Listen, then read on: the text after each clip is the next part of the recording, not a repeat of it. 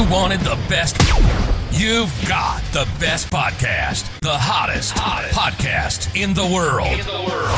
The Chris Voss Show, the preeminent podcast with guests so smart you may experience serious brain bleed. The CEOs, authors, thought leaders, visionaries, and motivators. Get ready. Strap yourself in. Keep your hands, arms, and legs inside the vehicle at all times, because you're about to go on a monster education roller coaster with your brain. Now, here's your host, Chris Voss. Hi, folks. This is Voss here from thechrisvossshow.com. Wow, I just kind of upstage her no matter what I do. For 14 years, I had to sing that line, and now we finally hired somebody to do it because, God knows, it was just too much work doing it on the show. But, yeah, she does a great job. Welcome to the show, my family and friends. As always, the Chris Voss Show is the family that loves you but doesn't judge you, at least not as harshly as that one cousin who gives you those dirty looks every Thanksgiving because, I don't know, they just don't like the way you look. Most people don't either. Sorry to tell you this, but the best way to improve your looks is listen to the Chris Voss Show. Or for your family and friends, go to Goodreads. Do we do that? Go to goodreads.com/Chris Voss, youtube.com/Chris Voss, linkedin.com/Chris Voss, and I don't know, I may have said one of those twice. We have an amazing author who's joining us on the show. His latest book came out December 6th, 2023. He's going to inspire you, motivate you, and teach you how to live a better life. And if you don't like it, or else. I don't know what that means. I just like to do that on the show. The title of his book is called Live Ready, A Guide to Protecting Yourself in an Uncertain World. Sam Rosenberg is joining us on the show. Today we'll be talking about his book. And, there's some different uncertainty that goes on in the world with some bad people. And so he's a guy who can give us advice on how to avoid those people. Particularly, I need some help with Facebook people, evidently, right now. They're really annoying, but I'm not sure that's his fear. We'll find out. He is an author, speaker, and internationally recognized expert on personal security. He's dedicated his life to protecting people and teaching them how to protect themselves. Sam served as an officer in the U.S. Marine Corps and in the private sector as a close protection specialist for some of the world's highest profile individuals, including notables such as Tom Cruise, Benjamin Netanyahu, and Warren Buffett. Since 2003, he's empowered tens of thousands from families to Fortune 100 companies with the skills and mindset elite close protection specialists use to protect public figures. He's the author of the latest book we aforementioned, the inventor of the response pen, patent pending, or patent actually, it looks like it's there. I was just getting lazy. I didn't want to read the patent number code that's in the 9 millions.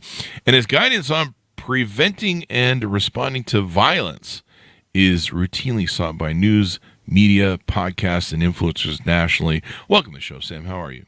I'm great, Chris. Thanks for having me. Honored to be here. It's wonderful to have you as well. Thank you for your service. Semper Fi. My brother was a Marine. Semper Fi. Does that count if I'm kind of, I'm not a Marine. I would never claim to be, but does it count if I'm kind of in the family a little bit? It's close enough, brother. Cool, we have a lot of respect for the military services around here. Give us your .coms. Where can people find you on the interwebs? Best place is livereadybook.com. That's really the best direction. It's the portal into my whole, workplace and everything that we do, training, preparedness, intelligence, all that. livereadybook.com. There you go. So give us a 30,000 overview of what's inside your new book. Chris, just as a quick background on my perspective on the subject matter, I appreciate that bio read. Basically, I spent the last, 25 plus years protecting people and teaching them how to protect themselves. And, I believe that for me, it's good to have a lifeguard, but ultimately you should know how to swim. Yeah. When I decided to write this book, it was actually quite a long time ago, but I wasn't really ready for it. So I wrote it over the last few years, and it really is the summation of all of the most important lessons learned, protecting people, teaching them, working with individuals, dealing with difficult situations over the last 25 years. And it really addresses two basic themes that are the same themes in the book, are the same themes in a lot of the training that we do as an organization. Mm-hmm. And those themes are basically what I call the myth of helplessness and the myth of randomness. Oh. Basically, the idea that violence really is never random and you are never helpless. even in the face of extreme situations. And, from the standpoint of randomness, we see this all the time. I just saw this yesterday where, Steve Buscemi got punched in the face. Oh, yeah. And, all the news reports, active random violence and all this. And I'm not suggesting that this type of an attack is not indiscriminate, but the words are very important. Violence always has a purpose and meaning to the perpetrator, and it is a process as easy to see and observe and predict in some cases as boiling water, if you know what to look for and are in a position to see the signs. Definitely. And there's a lot of crazy stuff going on. There's a lot of crazy people in the world. I think you probably know that. I don't have to tell it to you, so I'll just tell it to the audience. Have you seen newspapers from Florida, man? There's I remember, I think I was watching the other day on Bill Maher, and I think I was trying to think about inviting her on the show, but she was a journalist, and she's a really good looking skinny little lady that you don't want to be beating up. You don't want to beating up any ladies, but she doesn't look like somebody that, can take on a fight. Like when I go get a massage, I get those burly ladies, so they can really get in there. They could probably fight me, but this is like a little skinny little news lady, and she famously got punched in the face on the New York subway, which I think isn't that a rite of passage? Isn't that just they give it to everybody? Or do they just maybe nowadays? It's one of those two. I was getting mixed up. But, violence can come in a lot of different ways.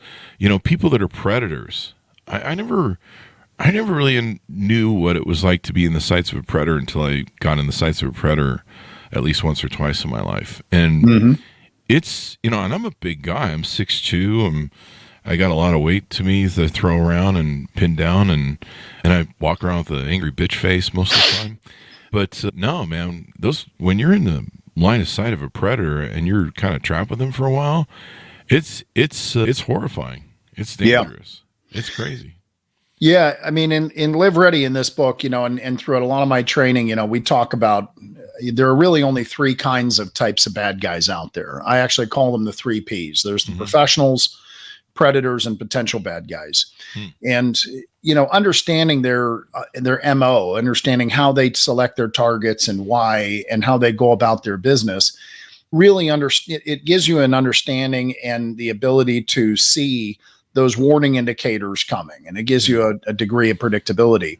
And more importantly, it gives you an idea of how to manage it. So one of the great truths, whether we're talking about predatory bad guys who are basically defined in many ways by opportunity. They're looking for the right opportunity.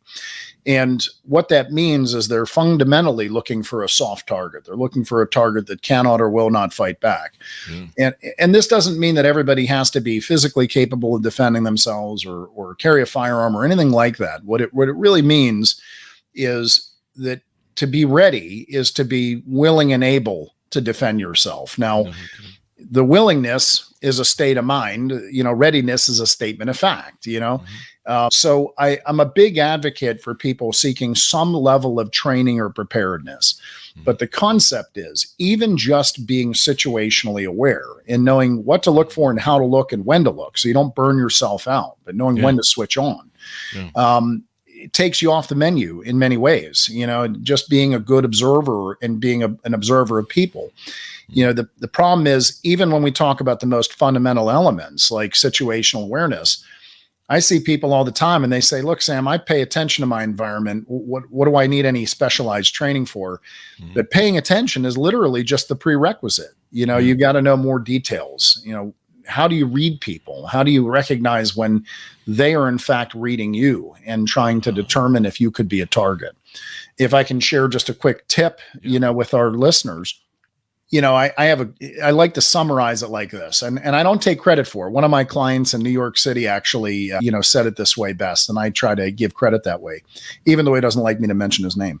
He says, Sam, I summarize your situational awareness training like this. He says, when people come to New York City, I always tell them there's 3 kinds of people in the city. The people who are looking up, they're the tourists. He says, then there's the people who are looking down, they're the New Yorkers. And then there's the people who are looking for who's looking up and who's looking down. And he says, they're the ones you want to pay attention to. And, the reality is that there's a very simple logic here to take away from this, which is you got to watch for the watchers. And, When you actually become a watcher and you spot another watcher watching you, it's like two predators arriving at the watering hole. There's easier targets. Yeah. In many ways, that's very important. So I guess there's some truth to that. I think I learned this a long time ago somewhere in my travels that you don't want to look like a mark, and you want to look like you're very aware of your surroundings. It's that person that's kind of oblivious. Maybe they're stuck in their phone. Yep. Maybe they look weak or silly, or I'm lucky enough that I have resting bitch face most of the time, and look like I want to kick someone's ass, because I probably do want to half the time. I'm just moody that way. But I have situational awareness. I watch rooms and I watch people, and I'm not paranoid. I'm actually curious about people, because that's why I do the show. But I also, we've kind of gone in this world to where I'm not so much worried about the Middle Eastern immigrant that's at the coffee shop. I'm worried about guys who look like me from white nationalism. Angry 50-year-olds who got a gun and they got they watch Fox TV too many times. That's the people that I'm usually watching for when I'm looking around. I'm looking at that, or I don't know, incels mostly stick to school shootings as well. We'll get into that. So is that true that trying to not look like a mark makes a difference? Yeah, I mean, you said a lot there. I definitely think, Chris, that, not looking like a mark is a good thing. How do you do that? What we have to understand about when the way we communicate with other people is a vast majority of it is nonverbal. And, one of the typical points of, sort of advice that I hear self-defense coaches telling people is walk like you have a purpose, look like you know where you're going, blah, blah, blah. The reality is this, okay? I'm going to give you a little model, all right? Yeah. The way bad guys operate, whether they're professional levels like terrorists, school shooters, workplace shooters, what have you, which, by the way, are all terrorists. The only real difference is ideology. One might be politically motivated, another one might be personally motivated. Whether they're predators looking to do rape, robbery, assault, some combination thereof, or they're potential bad guys who are just having a bad day, right? And, you have someone who is affected by situational factors. They're drunk, they're high, their girlfriend just dumped them, they lost their job, whatever the volatility is that you're not aware of. That's me on Fridays. Yeah. I mean, it could be any one of us, right? Anyone on a bad day. Regardless of what we're talking about in terms of the modalities of bad guys, they all go through the same process. And I call it time. It's the timeline of violence. Target selection, intelligence gathering, method of attack, and then escape or exploitation. Now, if we look at 9/11 as an example, okay, like the 9/11 terrorists, if you imagine before the attack, one of them says, hey guys, I got a great idea. Let's target the World Trade Center. So we have a proposed target. Another one says, let's fly an airplane into the building. Now we have a proposed method of attack. Okay. They don't just go for it because they haven't vetted the plan. They have no idea whether this plan is going to work or not. So they enter into what we call the eye of time. And in the eye of time is when they're doing all of their sort of like intelligence work. They're doing their pre-operational planning, their training, research, testing and probing of the target, surveillance, you name it, rehearsals. When they are satisfied that their plan has merit, then the M of time turns from that method of attack to what I call the moment of commitment, where they make their intention known. The attack is launched. If they win, maybe they escape. If they don't, if it's a suicide mission, maybe the Al-Qaeda takes credit, says, hey, we did this, be afraid, we could do it again. The idea, though, is that if we look at this model and we understand a couple of basics, right? And I'll ask you the question, Chris, you think street criminals do the same thing? Oh, sure. Yeah. They do. It just happens in a more compressed timeline. Yeah. So, the principle is, it may only take moments where we know looking back, 9/11, the eye of time took 5 years, but the reality is it may only take a few moments to assess you, but there's still an assessment process where they're going to come up and talk to you. Hey, can I talk to you for a sec? Or they follow you for a little bit, or they give you a hard stare, across the subway. Whatever the dynamic is, that is that testing and probing moment, what we have to recognize is that we are in fact in the eye of time. And that we are now being what I call interviewed. Now, the entire purpose of that interview is to determine if you will make a good, soft target or if you're too hard of a target to take on, all right, for whatever their purpose is. Target selection has already occurred. You are already being targeted. So the problem you have is most people mismanage that eye of time. They don't recognize what's really going on. They want to believe that it is actually what they're seeing and what they're experiencing is not real. They go into a type of what I call normalcy bias, where they say normalcy bias being defined as wanting things to be normal, even to the direct contrary of the evidence in front of you. Okay. Or they go into that social contract mode, which is kind of what you were talking about, where you say, I'm not worried about the Islamic fundamentalist. I'm worried about the white supremacist. To me, I think both of those mentalities are flawed. Okay. We shouldn't be looking at anyone from the standpoint of any kind of demographic profile. What we should be looking at is information, right? What does this person's body language tell me? What does my intuition tell me? What does my radar telling me when the hair goes up on the back of my neck? Whether the guy's a 50-year-old white guy or a 35, military aged male, from Syria, right? It doesn't matter. We have to be looking at the actual information that is there. And this is what I call visual intelligence. You know what I mean? You got to be able to look and see what's really happening there and to recognize those warning indicators of the eye of time. One of them being that the guy's a watcher. He's watching you. Okay. Another one, for example, just to throw some more information the way of our listeners and our viewers is, every place has a purpose. Okay. So like you're going to to a store, you park the car, you go in, you come out, that parking lot has a purpose. If you're looking at a parking lot and you see, as you're scanning and you see someone hanging around that parking lot that is not using that environment for its designated purpose, which is generally to go in, come out, drive away. You can pretty quickly tell, are they there waiting for a ride or are they watching people coming and going? Yeah. So layering these two ideas of watching for watchers and understanding that every place has a purpose gives you an immediate advantage to recognize what's going on here. Should I stay away from this? Should I raise my alert level? Does that make sense? It certainly does. Yeah. And it's completely irrespective of the race, color, creed, whatever of the person. I get concerned with people who sort of are looking for those things because in the greatest sense of the word, we only find the world we're looking for. Close out the other parts. Yeah. That selective vision. Yeah. That is one thing I do notice is if people are acting strangely or acting out of place in a certain area, or like you said, in that environment, and if they're shifty and different things, your advice is well taken. Let's get into your bio because we usually like to talk to what your upbringing is. Tell us a little bit about you and your upbringing, what got you into security and into the field you're in now. Yeah. If I can share a story about it, I'll tell you exactly how I got into this. So it's kind of funny. I mean, I was back in the early 90s, which when I say that, I always feel like such an old man nowadays when, it seems like a million years ago. But I was at the University of Pittsburgh. I was going to Pitt. I was a wrestler, and a buddy of mine came up to me and he says, "Hey, Sam, do you want a job where you could meet lots of girls but get paid next to nothing?" And I said, "Of course." So next thing I know, I'm working as a bouncer in a college bar. Okay. And, I'm on my second shift, literally. And I remember very distinctly that the sort of crisis response plan for this organization that was taught to me was like explained like this is, okay, you guys are hanging out in the vestibule. If there's trouble in the bar, we're going to flash the lights in the vestibule, come running in and figure it out. So this is not a plan. All right. But I didn't know any better at the time. And I thought of myself as a tough guy. And here I am. I'm sitting in there on my second shift, checking IDs. It was a Friday night. The place is jammed and the lights flash. So me being the gung-ho guy that I am, I got to be the first one through the door. Okay.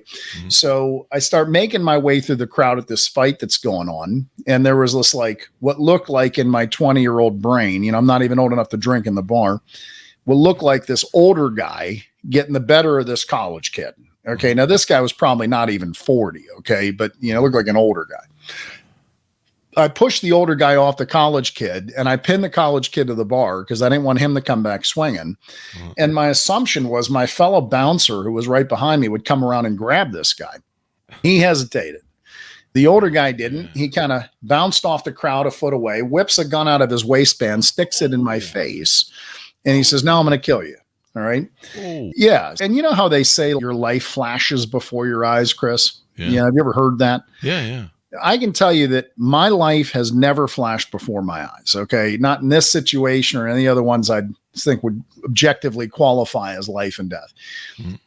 What did happen though was very interesting. My brain instantly jumped back to a memory, this flashback memory of when I was like 12 years old or something, having a conversation with my dad. All right. I was doing karate at the time or something. And I said, "Hey Dad, what do I do if a guy's got a gun?"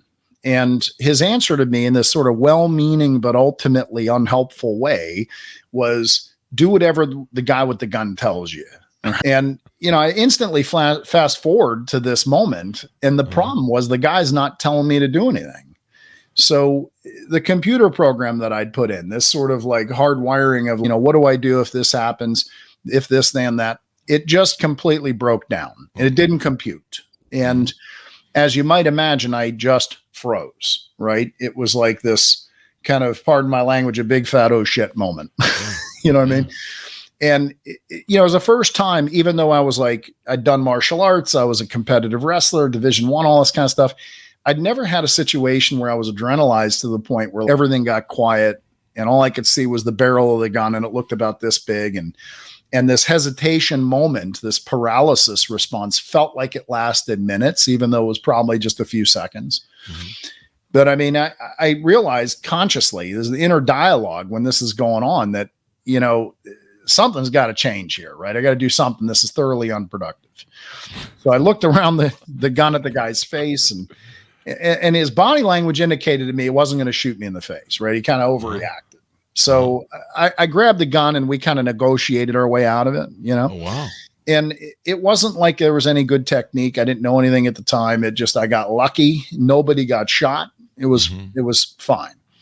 But what was interesting about this little moment and why I'm sharing this story with you is because, a little while later, I'm back in the vestibule and we're trying to go back to work and look real cool. Like we know what we're doing and it's no big deal. And, my buddy turns to me and he goes, "Sam, I've been thinking about this. They're paying us like $35 a night before taxes for this job." He goes, "This isn't worth it." And he had done his little risk assessment and that was the end of it. Right.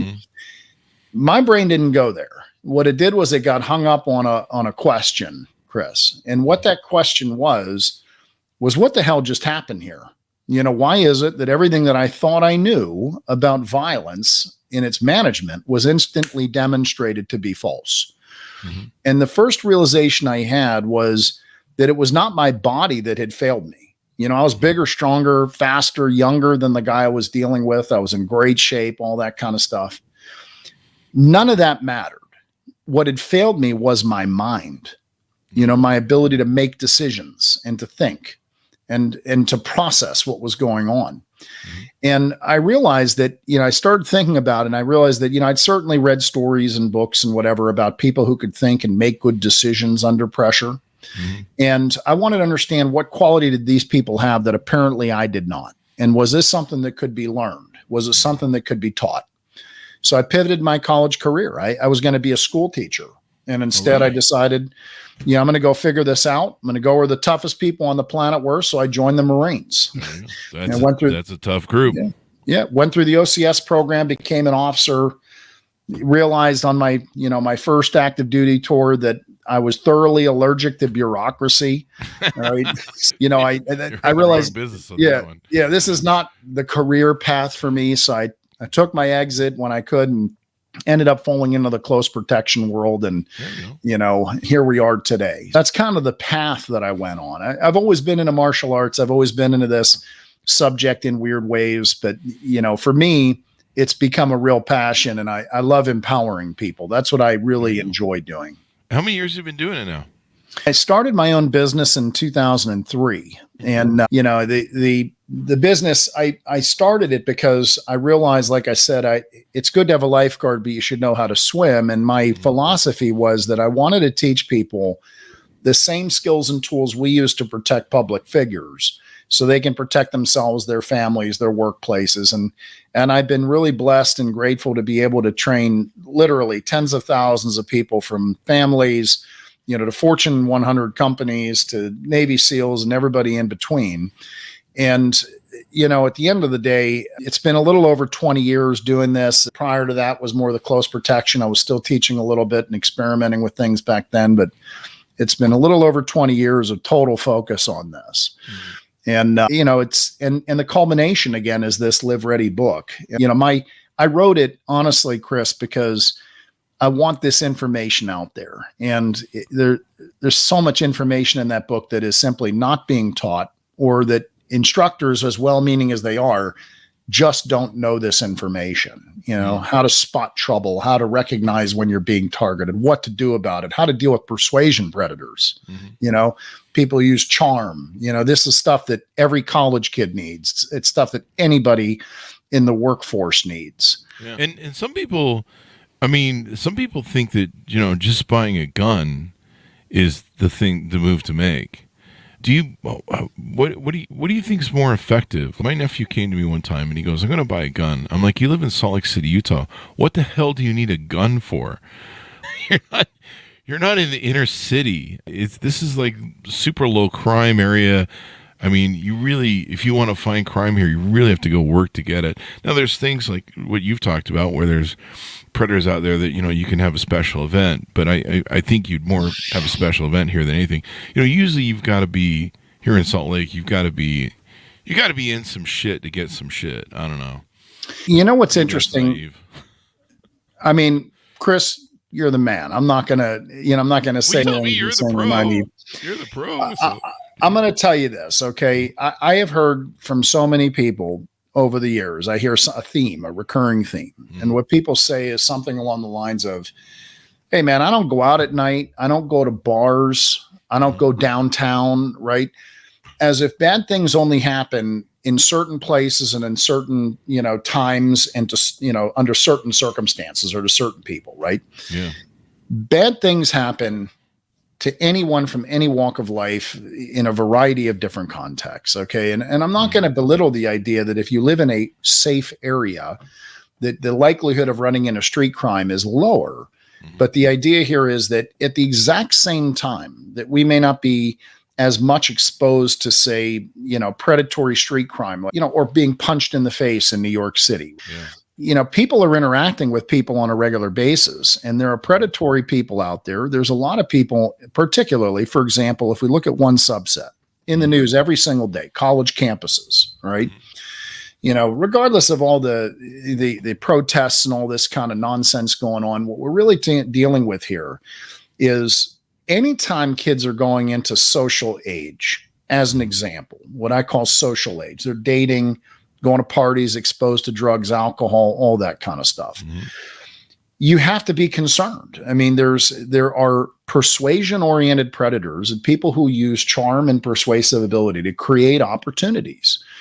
And you can spot these people as easily as the mugger jumping out of the bushes with a ski mask if you know what to look for. Okay. And being able to arm kids with that information early on is very important, because how many people do we know, both of us, if you just think about it, have dated the wrong guy, okay, or ended up in a situation where someone was stalking them, or ended up in a domestic violence situation, or there's a myriad of things that can occur that are just bad. If we just look at the statistics, it has no bearing whatsoever. If you're from Salt Lake City, Pittsburgh, New York City, it doesn't matter. 1 in 4 college women gets raped. Wow. 1 in 4. Wow. It's unbelievable. Right. What we have to understand is that this is a very dangerous time in people's lives. And functionally speaking, you could be on the safest college campus and there's still exposure. Yeah. I think most people recognize that. Now, you asked me, some people think about turning to a gun as the tool. Here's my opinion on this. Okay. Just to keep it real simple. Chris, I don't put any emotional value on anything, tools, cars, whatever it is. A firearm to me is nothing more than a tool, nothing more, nothing less. And functionally speaking, for some people, a tool is the best solution. They're not physically capable of defending themselves against a bigger, stronger adversary. Okay. They don't have the physical aptitude to be able to learn self-defense or the capacity for it. Sometimes they're older people. Sometimes they're people with infirmities, you name it. All right. You could have a variety of different conditions. that says the best solution for this person is some kind of a tool, whether that tool is pepper spray or, a taser or a firearm or whatever. But a firearm is undeniably an effective self-defense tool, but it requires a lot of training. Mm-hmm. And the biggest problem that I have, and I've been involved in some capacity or another in the firearm industry my whole career, whether it's just as an armed protection specialist or as a competitive shooter or you name it, as an instructor. What I can tell you is my biggest beef in this is that most people have a very, very inaccurate understanding of how much training is required to use that tool under high stress. And they'll spend money on the best tool possible, but they don't spend money and time on training. And that has to be the first step. So I'm not opposed to anybody understanding how to use a gun and basically, choosing that as a defensive instrument. Mm-hmm. You got to remember that training comes first. The second component to that is the problem in self-defense is that a firearm can only be used in a very, very narrow spectrum of use of force situations. And that is those situations that absolutely merit and warrant deadly force. Okay, when that is justified. So not only do you have to have the training in how to use it, you have to have significant training and understand the use of force law and understand how to make those decisions in the moment. Is this a moment in which it's legally justified? Mm-hmm. All right. And then if it's legally justified, that doesn't necessarily mean it's tactically justified. You could be in a crowded environment and it's the last thing you want to do. Yeah, with your background. So does that make sense? Yeah. Chris? Yeah. That was kind of what I was trying to lead you down with you're resetting all my belief systems and correcting them, because I have some fantasy belief systems that really need to be changed. I can see the light now. So you're really waking me up to it. And I'm sure our audience as well. Some of my things I thought my belief system I thought made me secure. I'm like, I can see the fallacies of them now from what you told me. I'm like, yeah, I'm not really as safe as I thought I was. But yeah, what I was trying to lead you down to was, if someone does buy a gun and as you said, it's a tool, if they're not trained in it, they don't know what to, you react differently. You guys learn this as Marines in your training and in lifetime in the field, and how to react appropriately and with, logic and reason well under fire or, the highest danger, and you've got adrenaline rushing through you, and police officers I'm sure have the same thing. They've got to be able to, in spite of all the adrenaline, they've got to be able to make the right decisions. Mm-hmm. I think what I was trying to imply was, would it be better that people were aware not to get in those situations in the first place? That maybe, not being a mark, maybe watching your environment, like we've talked about, and different things might be a better solution than buying a gun stupidly and not being trained, and you just think, I don't know, somehow you're going to pull that out and it's going to do everything right. Mm-hmm. I would say fundamentally, absolutely, right? Prevention is better than the cure.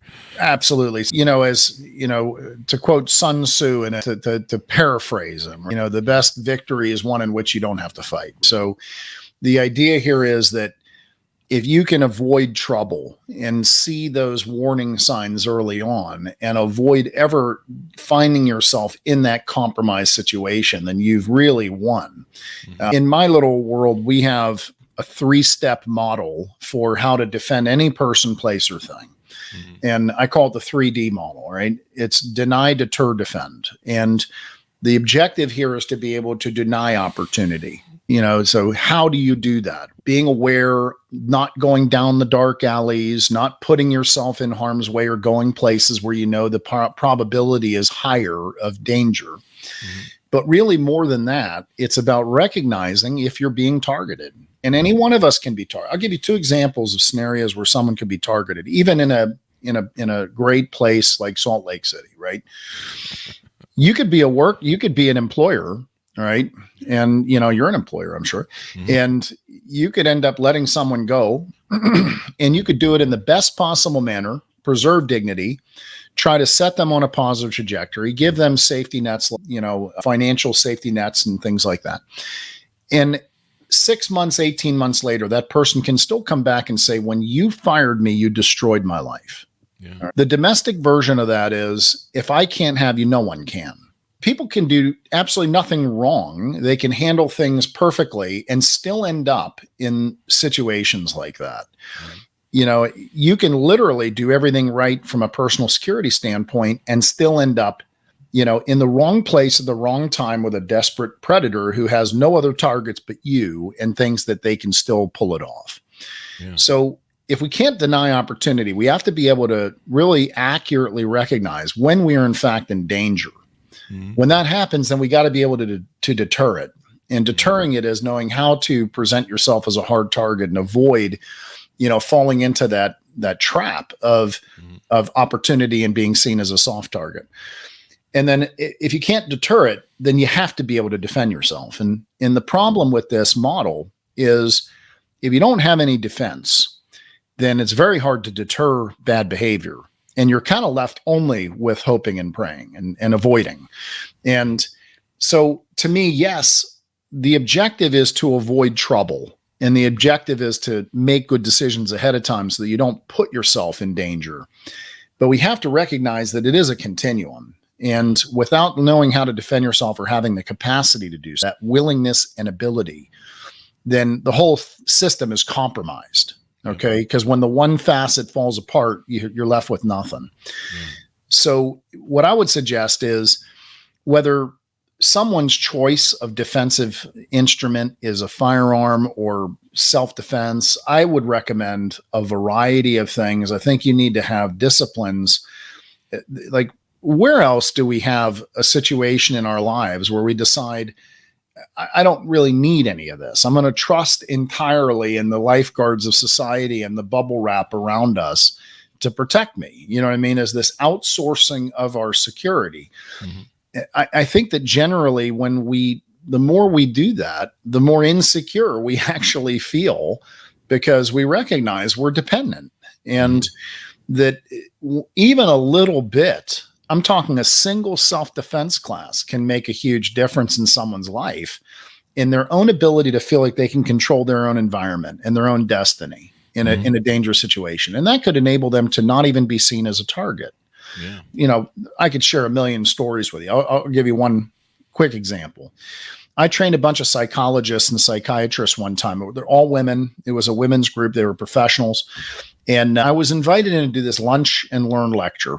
Okay. Mm-hmm. So in a lecture, you know, we can't do any hands-on training. I mean, it's just, we have a very short amount of time. We're going to talk about how to recognize danger and avoid it, a little bit of bad guy psychology.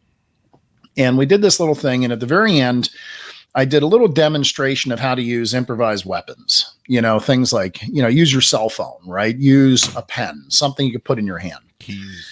Mm-hmm. Where to hit, how to hit. Yeah. Okay. And I just pulled someone out of the crowd, and we did 5 minutes of this, and just to give them some thought processes. Mm-hmm. About a year later, I get a phone call from one of the psychologists, and she was married to another psychologist. Mm-hmm. And her husband was 72 at the time. She was 68. These are not young people. Okay. And, you know, one Friday night, they're watching TV. Someone kicks in the door. It was a deranged patient of her husband's. Oh. Found him, targeted him. And she talked about, as she described this, that the guy was choking the life out of her husband on the ground of their living room. Wow. And she said she immediately kind of froze and didn't know what to do. And then she immediately flashed back to this training, this one lecture that she had had. Wow. Grabbed the lamp off of the nightstand or the coffee table and hit him in the back of the neck and knocked him out. Good. And it was an amazing success story. And, you know, the thing about this was, she never even did the physical training. Yeah. She never did any practice. She had just programmed into her mind. I remember this, you know, there was this recollection of, what can I do in this situation? Mm-hmm. So there's enormous efficacy of our survival mechanisms, and the limbic part of our brain wants information about, how do I handle myself in difficult, challenging circumstances?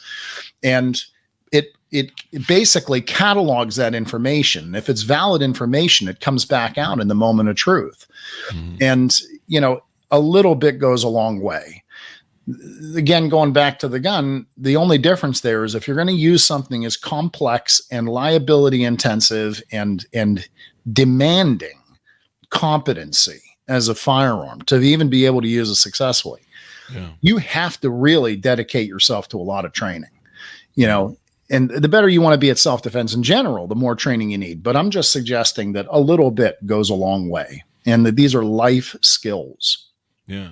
And not to minimize, there are probably circumstances where you need a gun, but the use of the gun, it can get you in more trouble than anything. I mean, these days, even if you end up, you have someone who's a criminal who's trying to do a criminal activity against you, you end up killing them or hurting them, you end up with lawsuits from the civil side, where wrongful death lawsuits from their family. I mean, it's just when I hear people joke around, they'll be like, "Oh, I'll just kill the guy," and I'm like, I don't think you understand who sues people nowadays. It's much more than that. I mean, maybe you don't have to worry about the law because you're on your protected territory or whatever, defending yourself. But the wrongful death lawsuits, families love filing that shit. Yeah. In the world of self-defense, okay, there are a lot of people go into, you hear a lot of bad mouthing of the idea of the castle doctrines or these quote stand your ground laws. I don't know whoever coined it a stand your ground law. None of these are stand your ground laws. What they really were meant to do, and I believe, I don't know the exact number, half the country or more, maybe more, as 30 some states nowadays have some version of castle doctrine.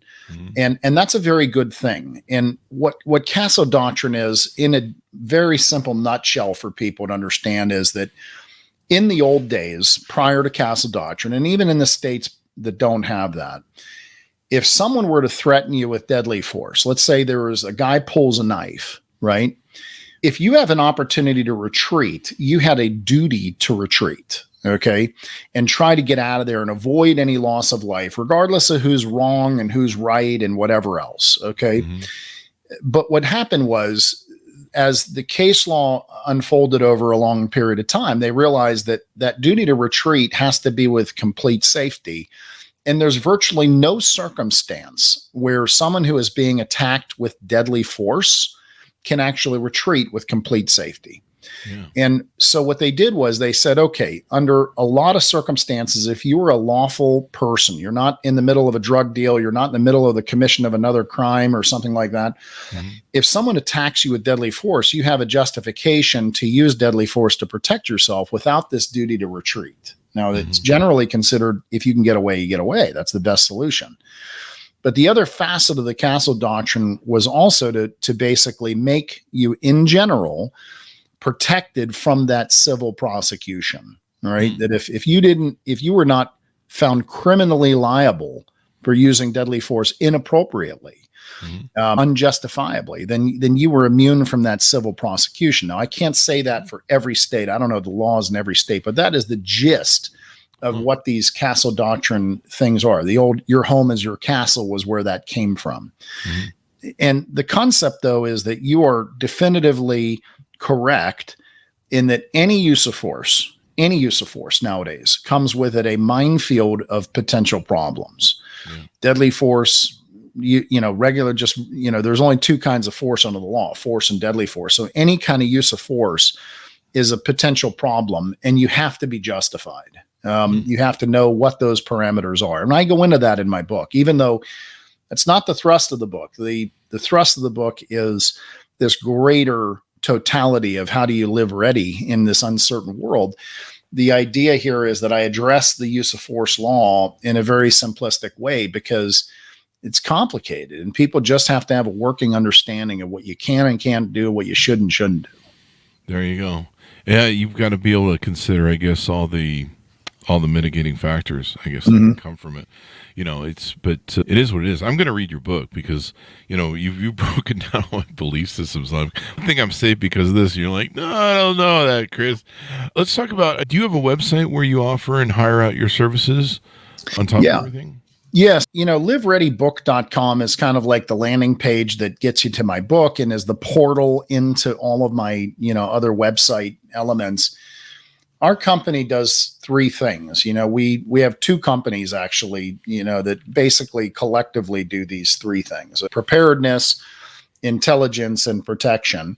And, on the preparedness side, that's kind of my home base. This is where I like to be, is really teaching people and organizations, how do you deal with these things? And we do a lot of workplace violence prevention training. We do a lot of active shooter response training. We actually are, way on the cutting edge of this stuff for organizations. And then for individuals, we have comprehensive training. We actually have an online program coming out that will be available there in the next month and a half.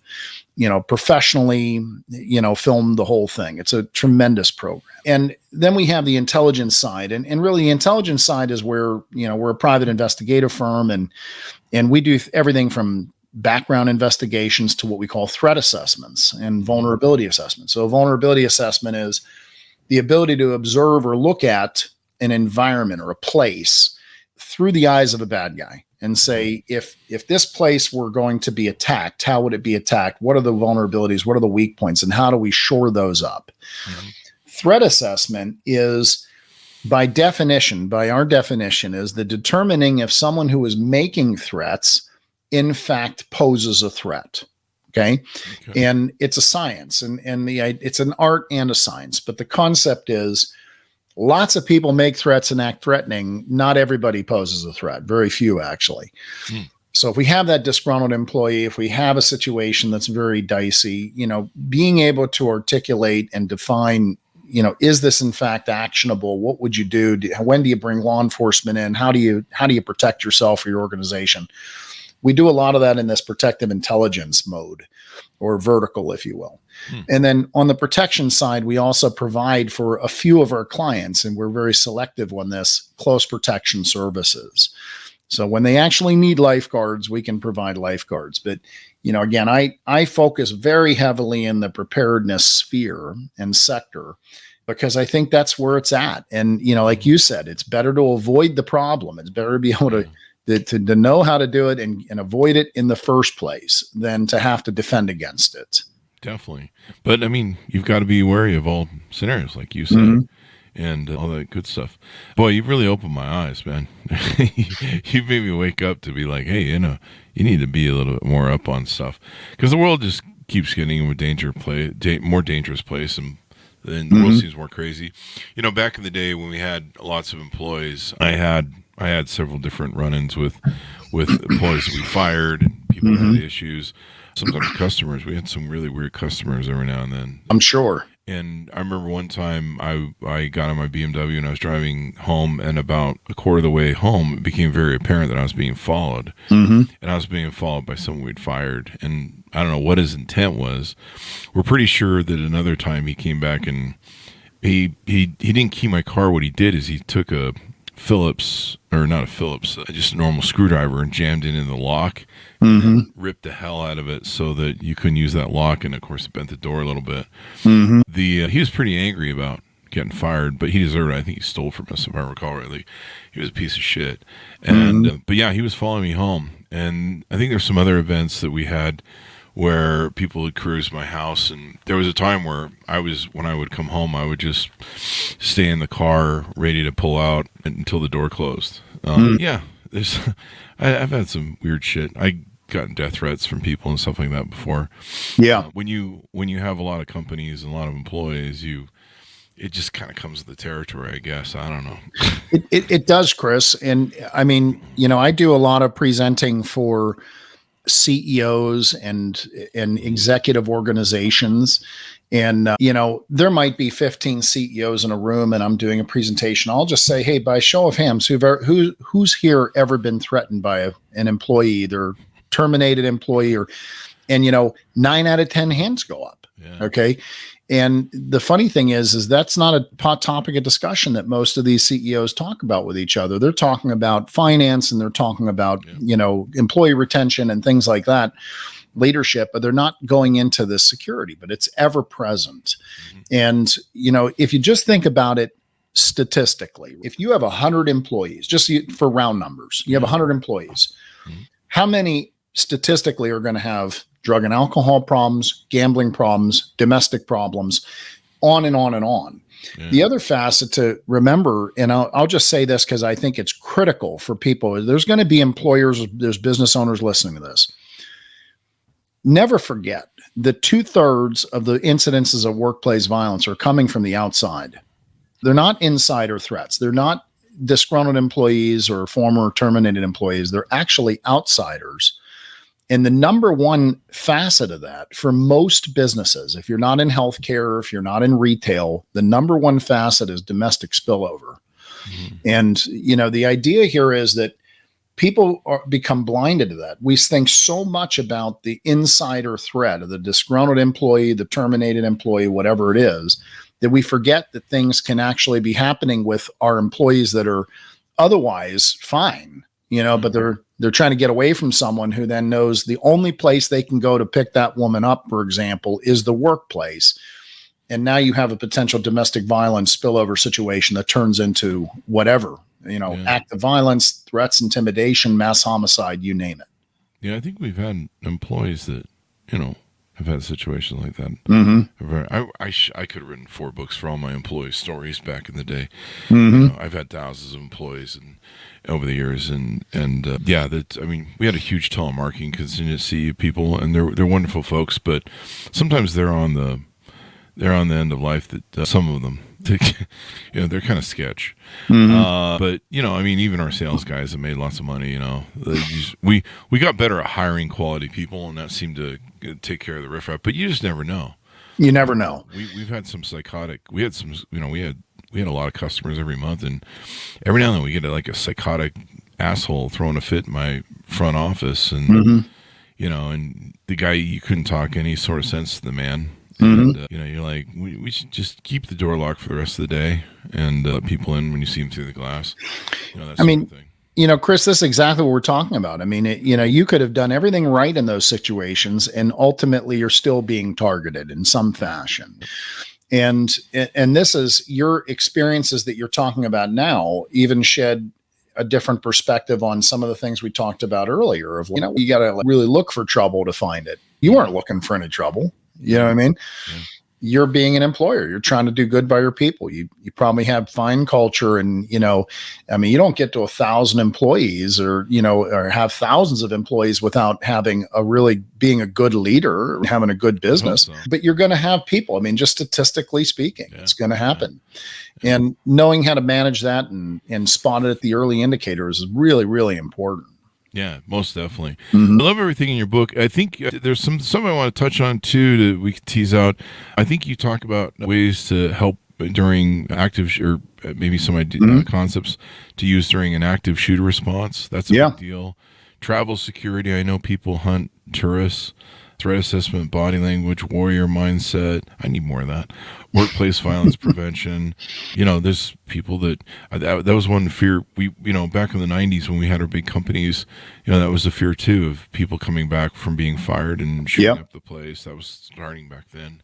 People should definitely read your book. I will definitely be reading your book as well because, you shot through all my little belief systems. I'm completely safe, and you're like, no, you're not, Chris. No, you're full of shit.